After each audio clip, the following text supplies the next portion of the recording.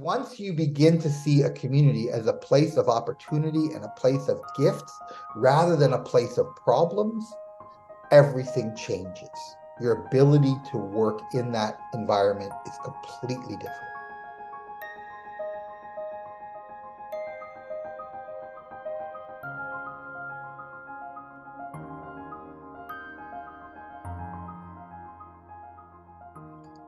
You ever wondered how communities can be induced to work together to address their biggest issues, such as poverty, homelessness, or racism?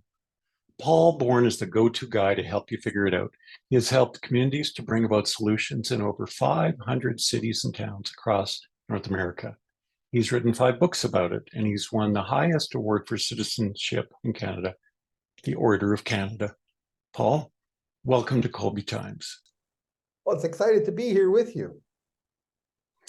You know, Paul, I have to say I have admired you and your work for a long time because in my day job, I do community development type of work and capacity building and community projects, but nothing like the scale of work that you have done, which has really been amazing. So I'm really excited to hear about how you got there and some of your adventures along the way. But I cannot help but wonder how you started before you became the Paul Bourne that I know now. Where did you begin? Well, thanks for that question, and thanks for all the great work that you do. I grew up in Abbotsford, British Columbia, in a fairly cloistered group of Mennonites, maybe not the way that you might know them as in Hutterites or Amish or Old Order Mennonites. We were modern Mennonites, but we were refugees from the Ukraine. My mom and dad came here in 49. I was born in 62. So they had been here a bit already, maybe 12, 13 years when I was born. But, we had gone through some really difficult times. Both of my grandfathers had been executed in the Ukraine by the Soviets. And they had gone through famine and war. Stalin was very ruthless to the people there. And so there was a lot of healing that needed to happen. My sense they needed it probably 25 years after they came. They started to maybe trust a little more and get more involved in society. But I was part of a small well, it wasn't that small. We were about 400 altogether, a congregation. And all of us came from the same background.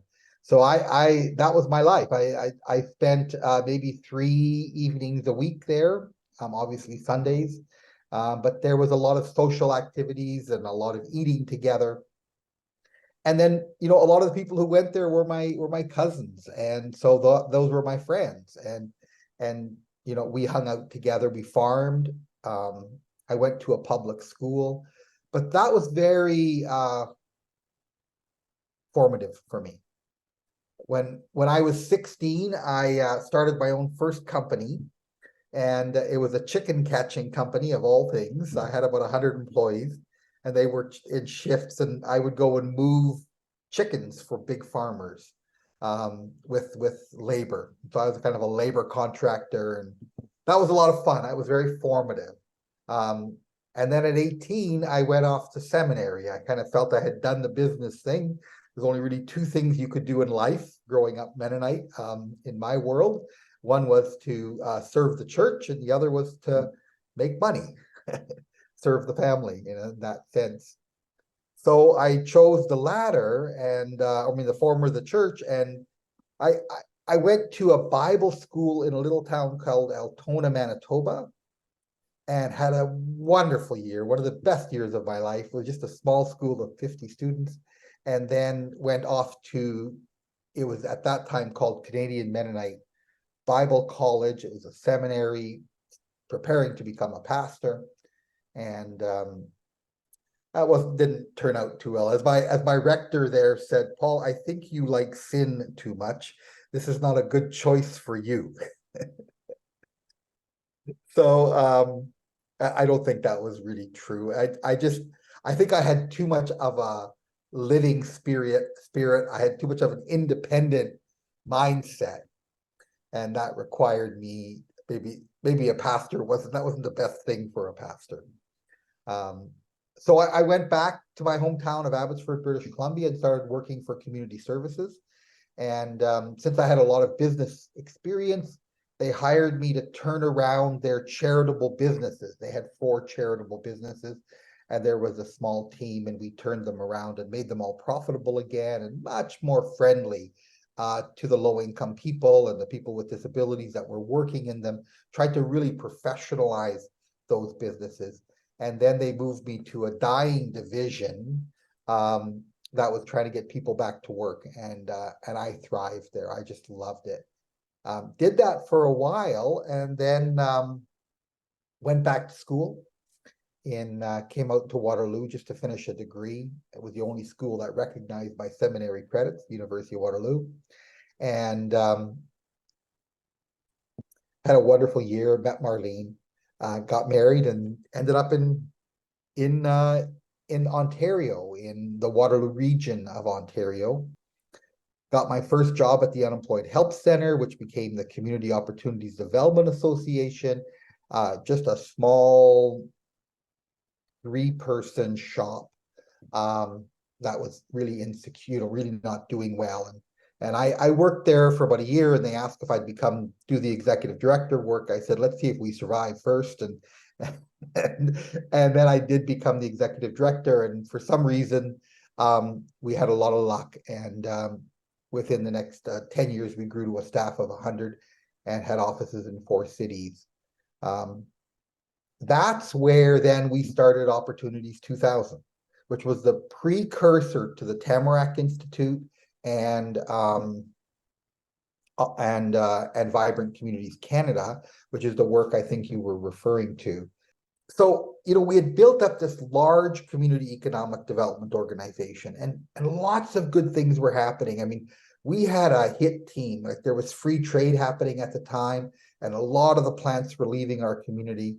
And we had a team that would go in and help all those workers get new jobs. And we had over a 98% success rate of placing people into jobs. And just to give you a perspective, most of the groups that went in and did that work barely hit 60%.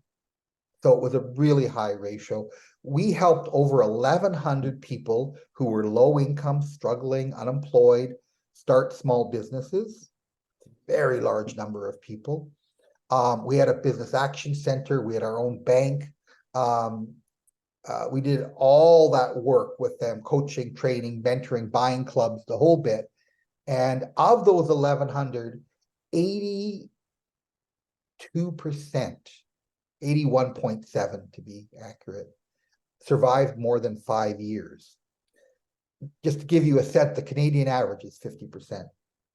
So it was a really interesting, highly successful organization. And we were awarded by the United Nations one of the 40 best practices in the world. Now, I tell you this because there's a counterpoint to this. And this is the seminal moment in my work. We had been really looking at what was our overall effectiveness as an agency. We're quite large by then. What was our cost benefit? Like, were we actually benefiting society? And we brought in people from many places, including Harvard Business School and the London School of Economics to help us. There were people near us that had those credentials. And when we went up to accept the award from the United Nations, I remember getting up and just thanking everyone, and doing what you do as an executive director. But then I said something that was really controversial. I said, I find it really interesting that we're being awarded today. Because in reality, after all this good work we've done, poverty has gone up in our community by 5%. So my understanding, if you are a corporate executive and you lose 5% of your community, of your business wealth, in our case, community wealth, you get fired, not recognized. So I'm not sure we should be accepting this award today. And I walked off the stage. Mm-hmm. So you can see how that didn't go over so well.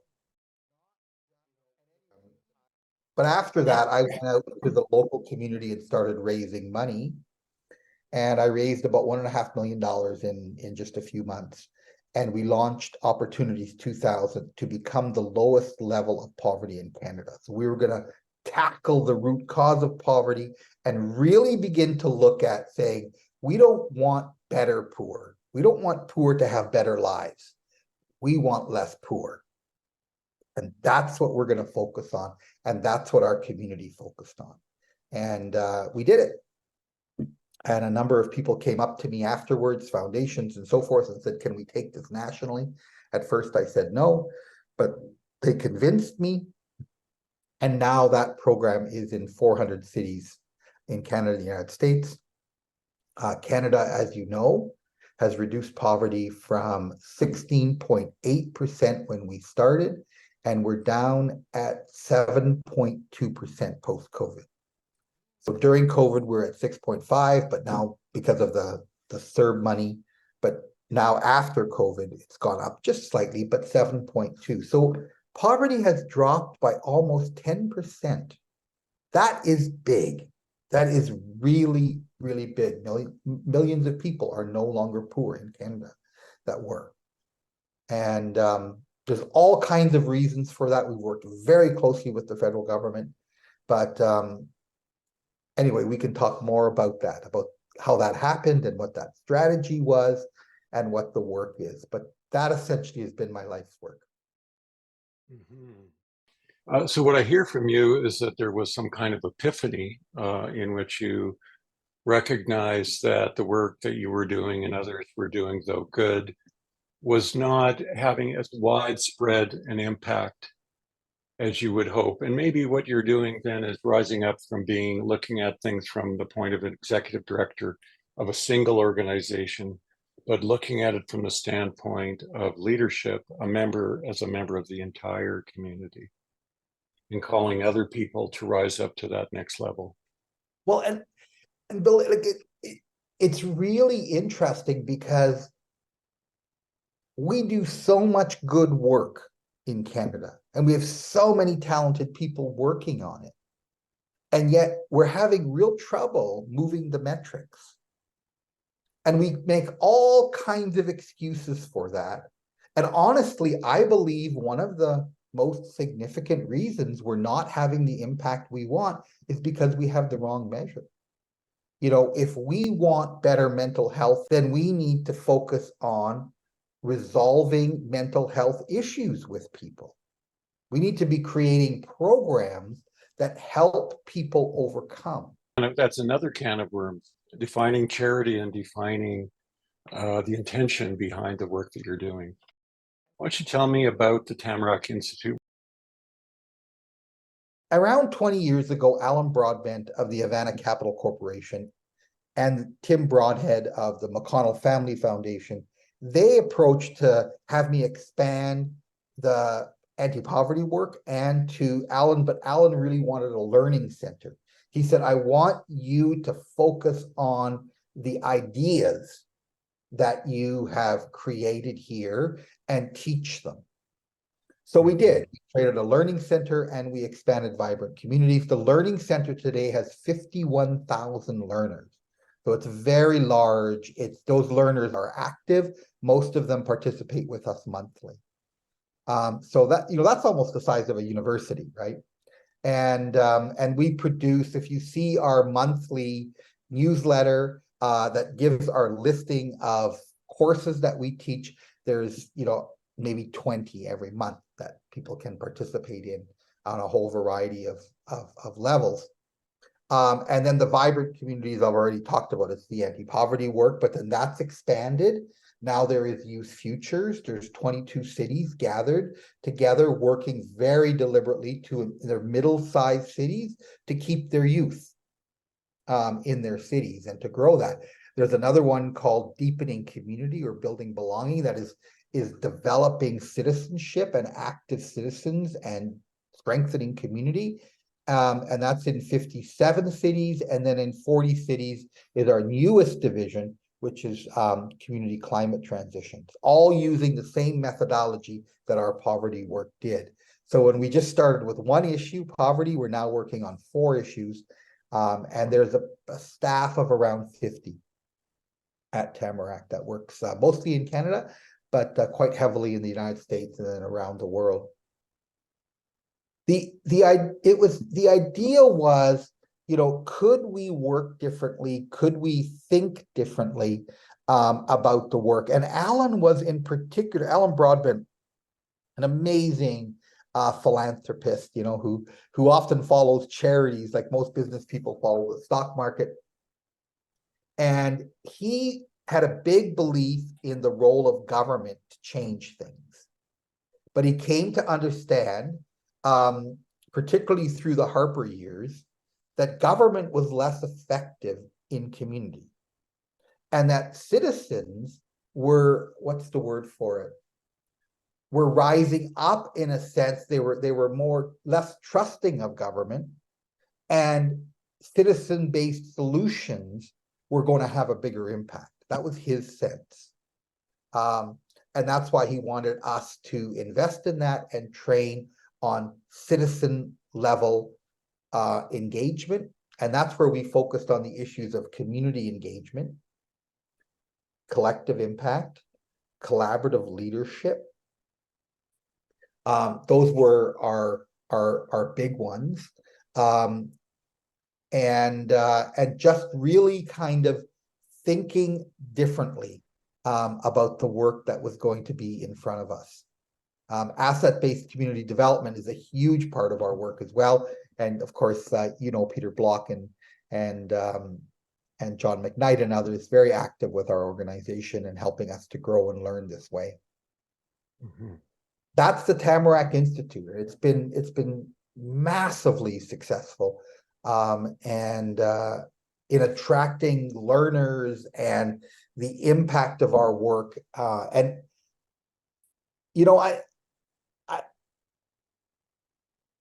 I think in a sense we were at the right place at the right time. We had the right backers at the right time. I don't think we did anything overly unique.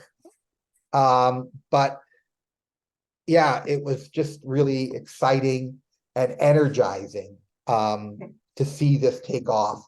And it's been like almost nonstop for 20 years. And mm-hmm. Yeah, that's the Tamarack Institute. And I've led both sides. Liz has run both sides. And now Danya is there as well as co-CEO. Mm-hmm. Mm-hmm. Fantastic. You have also been writing. You've written a number of very successful and I would have to say powerful books, the latest being Breakthrough Community Change, which just came out this year. I was very interested in one of the chapters, something that I think is very important about what is called collective impact. You've sort of made reference to it just a few minutes ago. Tell me what that means, especially what it means to you and why it's important. Lovely. Can I start by talking about my writing? Of course. It's just, I just want to encourage people, if you desire to write, you don't have to be good, and I almost flunked high school. So when my teachers hear that I've written 5 books, I think they just about fall off their seats. I was not a student. I was not a good student. But interestingly enough, I've written a series of books. One's called Leaderful Communities, so that the other one was called Vibrant Communities, where I documented the methodology for the poverty work we were doing. Then I wrote Community Conversations, and it was a simple book about how communities organized. In many ways, it was a forerunner to the collective impact work. And what was interesting about that one is it became a national bestseller, which I thought was really interesting because it's not that interesting of a book. So I thought it was interesting because it wasn't that interesting, but it really caught a nerve for people. Then it was Deepening Community, That also became a bestseller, and that is now actually more popular than ever after COVID. And it was really my plea that we invest in civil society. And in a sense that if people did not experience community, they would not express altruism. And we needed people to express altruism if we were going to have community, especially collective altruism. And that was the big push on that book. And then the latest book is Breakthrough Community Change. And in that book, it says, developing common agendas that change everything. Common agendas that change everything. And in that, I lay out the methodology that Tamarack has used for 20 years and has grown and matured. And for that, I said, in addition to this methodology, there were 6 areas that are deeply important to us in terms of you needing to learn if you are going to really be able to implement this methodology that we've created. And one of the most important was asset-based community development. And the second most important was collective impact. So let me start with asset-based community development very, very quickly, and then I'll move into the collective impact.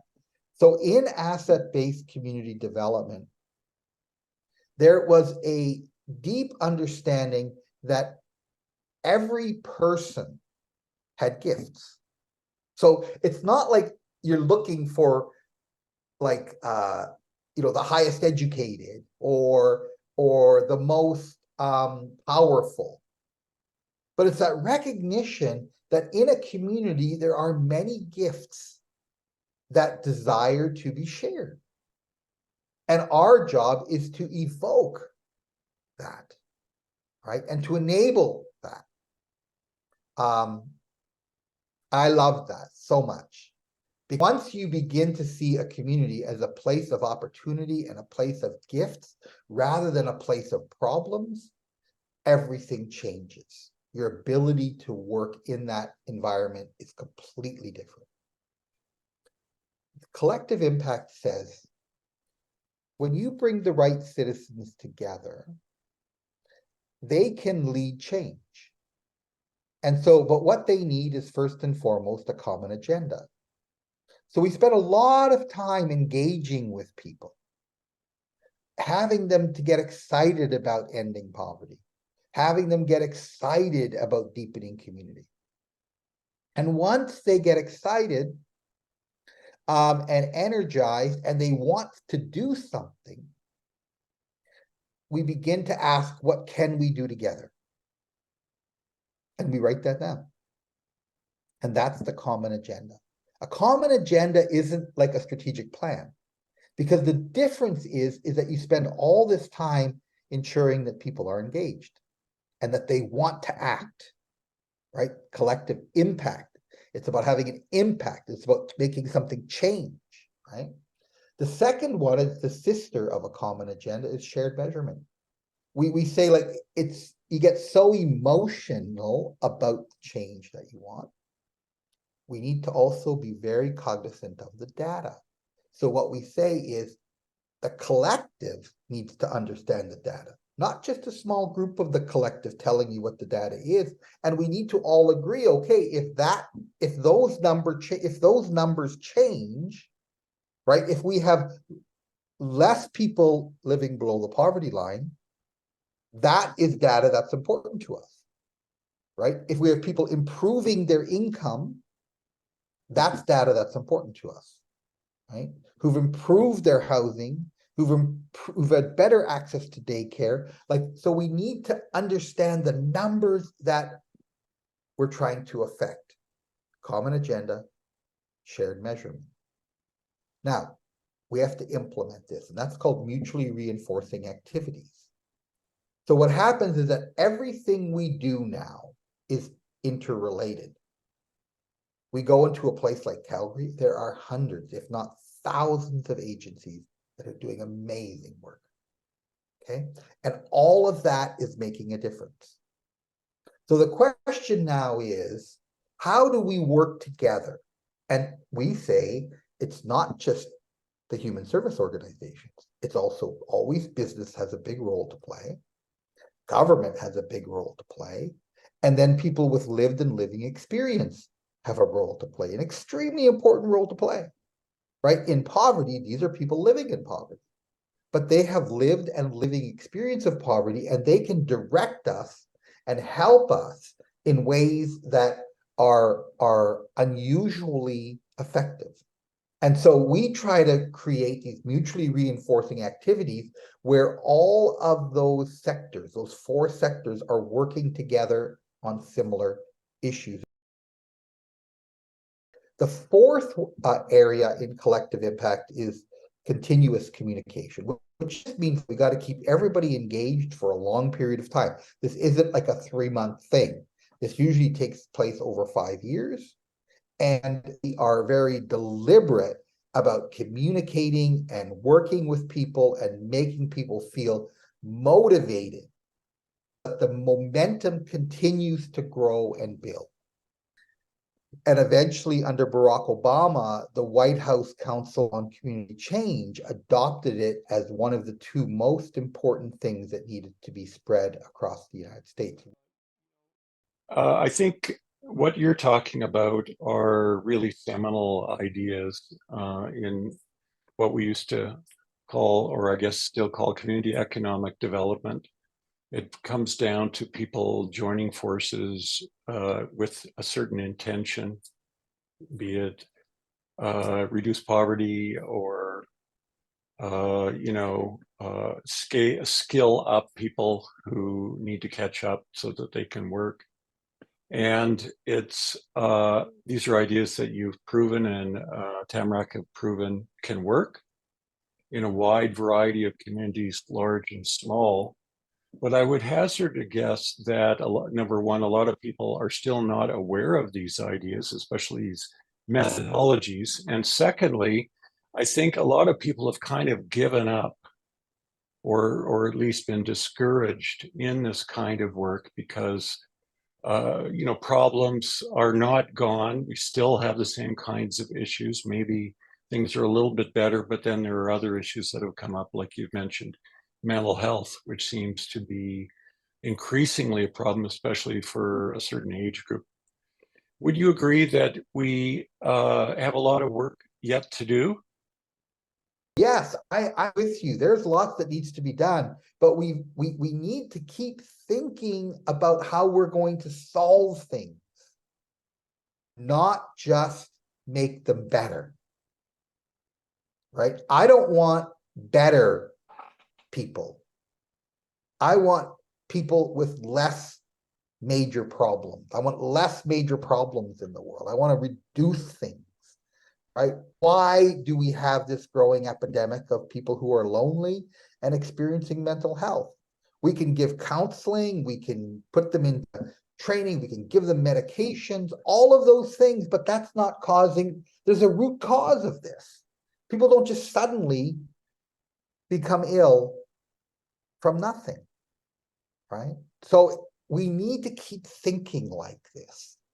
And that's where the work of the collective, the work of the citizen, the role of people with lived and living experience. It's just remarkable how in the last 20 years, the number of places I go where there's not one former client or current client on the board. There's just that the staff only engage with the client as a client, the other. And there's even bodies of thought who say it's unhealthy to engage people with lived and living experience. It's not unprofessional. But I mean, these are the people with the wisdom. How did we get that way? Right?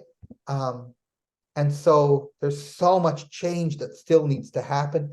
That's why I'm grateful, not only for the Tamarack Institute, there are many agencies out there who are thinking the way that we are about this work. And I just want to mention the role of faith, because I know that many of your audience are interfaith. I truly believe that the church can be an amazing place of change. And if you think that your church doesn't have the energy to get involved in things like this, just watch. Get involved and the energy rises. We found people say people are tired, they're burnt out, they don't, they're once we get them going, and once people are involved in meaningful things that are helping others, and particularly if they're doing it together, which we call collective altruism, the energy comes back. What builds energy, even if you're an introvert, is purpose and collective purpose. And that is the hope, I think, for the church. And have a deep belief that the renewal of the church is in its belief in community, its belief in an active role in community, in doing what God intended, that we would create a great place for all of God's children to live. That's a great place, I think, for us to stop and reflect, Paul, on not just your work, but the work of citizens of civil society overall, which is really what Kolbe Times is about, causing people to think about themselves differently. So thank you so much, Paul, for not just sharing your ideas, but opening your heart to us today. Yeah, and if your readers want to reach out to me, I always respond. Best way to get a hold of me is at paulborn.ca. And that's a website that's easy to find, and you can get more. Appreciate your work. Looking forward to continuing to promote what you do in the world.